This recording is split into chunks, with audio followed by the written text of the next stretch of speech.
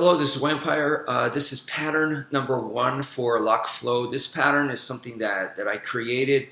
The idea of lock flow is to flow from one lock or one technique to the next, and there's a million patterns that you could make up. This is one that I just thought would be good for you guys to help learn some of the techniques that we utilize. So this is pattern number 1.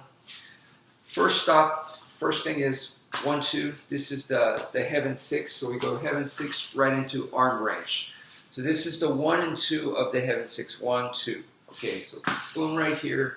Immediately 2, 1, 2. Immediately into arm wrench right here. And so this arm wrench is something that Sifu Paul Vunak teaches. And once you go right here, the next thing is you could lift him up. You could lift up his arm this way if it becomes straight. And I want you guys to connect the arm and bring it now on top. And now you have a straight arm lock at this point, okay?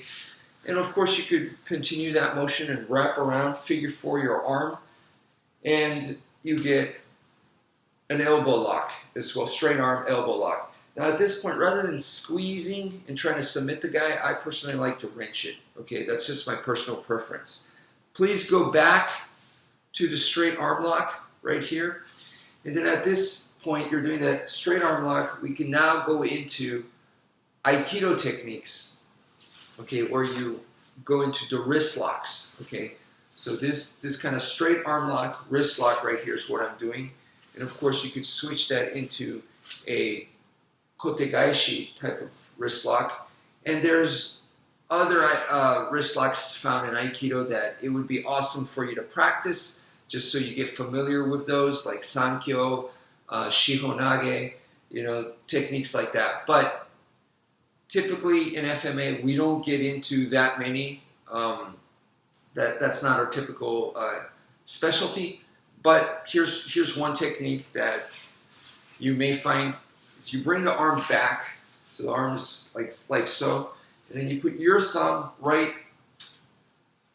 in between their thumb, and then you lock them like this into a come along technique. So what you're doing here is you're locking up their wrist like so, okay?